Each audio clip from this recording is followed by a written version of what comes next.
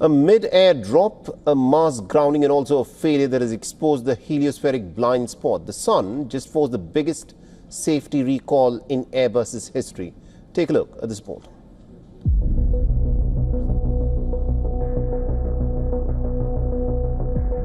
On October 30th, a JetBlue Airbus A320 from Cancun to Newark suddenly pitched down over the Gulf of Mexico. The autopilot was still on. The crew had no warning, and more than a dozen passengers were injured before the plane diverted to Tampa. The investigation found something no one expected. The aircraft dropped because of a data corruption event inside its flight control computer, and that corruption was caused not by a pilot, not by a part failure, but by the sun. Airbus has now ordered urgent software updates for over 6,000 A320 family aircraft worldwide, the largest safety action in its 55-year history. The problem lies inside the ELAC-2 computer, the unit that controls the elevators and ailerons. It experienced what engineers call a single event upset, a tiny but critical bit flip caused by high-energy solar particles.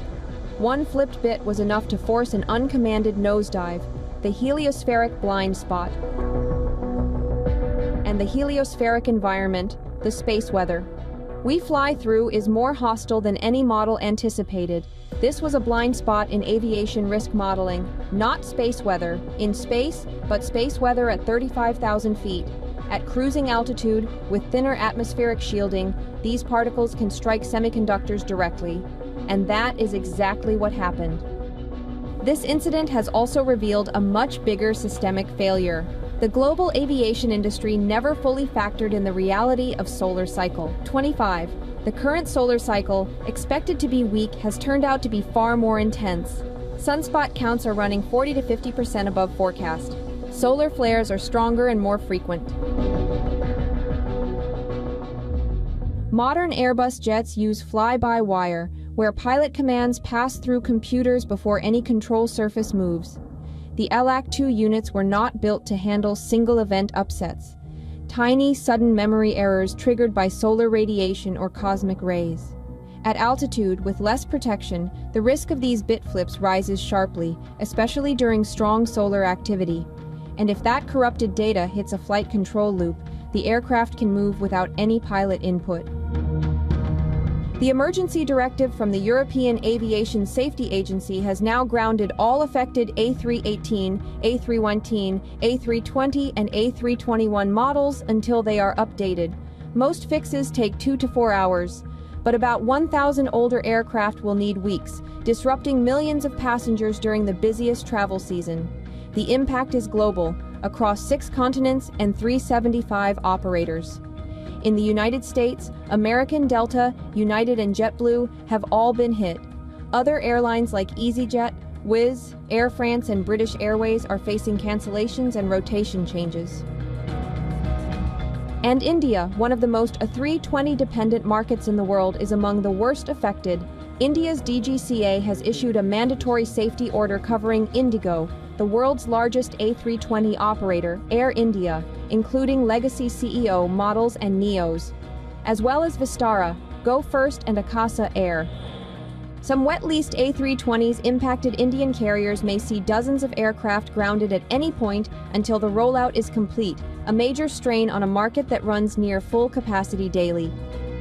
Airbus has apologized for the global disruption, saying the patches are essential to ensure safe fly-by-wire operations.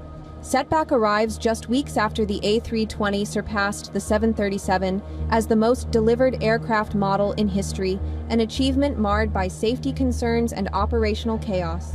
But the real story is the underlying vulnerability this incident has exposed. All right, now to put all of this in perspective, we are joined on this broadcast all the way from Warsaw in Poland, Mr. Janusz Janowski, who is an aviation expert and also a former president of the Polish Air Navigation Services Agency, and also the former chairman of the A6 Alliance of the biggest air navigation service provider. Mr. Janowski, thank you very much indeed for joining us here on this broadcast. Now, the incident pertains to what happened on the 30th of October with a JetBlue flight that was flying from Cancun to Newark, where because of intense solar radiation, this plane apparently resulted in dipping in a manner that no one expected without any pilot's input because of some issue that happened with the flight control systems. In your assessment, is something like this not taken into account when planes such as this are manufactured? First of all, good afternoon. Thank you very much for the invitation. Of course, we cannot expect, or we cannot find everything in the world and in the problems which can occur. This is the first time, and this is the biggest service action in the history of the Airbus, but it shows that the safety management system is working. Of course, there was an incident in the air on the 30th of October, but afterwards, as we can see, 6,000, even 6,500 aircraft will be grounded, and the flight system has to be updated by the producers. So it means that safety management system works. You cannot predict everything. That happens sometimes, but it shows that immediately the FAA, the aviation authorities all around the world did the job, and the action started. Right. Now, it was an intense solar radiation that reportedly corrupted the critical flight control system. My question to you, sir, is twofold. Is this something that can just be corrected with some software change, or does it also require some kind of a hardware upgrade that is needed so that the critical flight operation systems are not hampered because of sudden solar flares that can happen? And do you think this is a problem that would be restricted only to Airbus, or do you think other plane manufacturers such as Boeing and others will also need to now factor in that intense solar radiations can actually tamper with their flight instructions?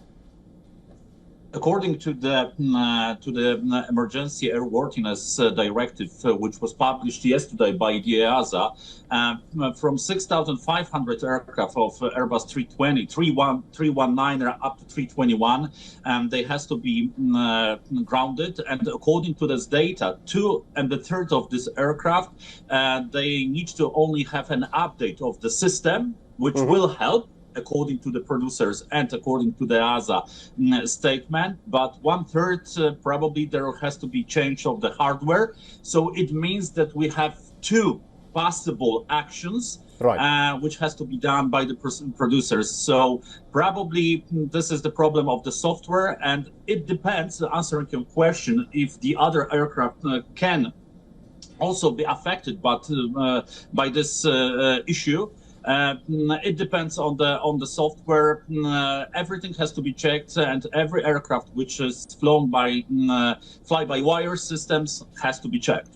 Indeed. Thank you very much, Mr. Janusz Januziewski, for joining us all the way from Warsaw in Poland and getting us that perspective there. Thank you very much.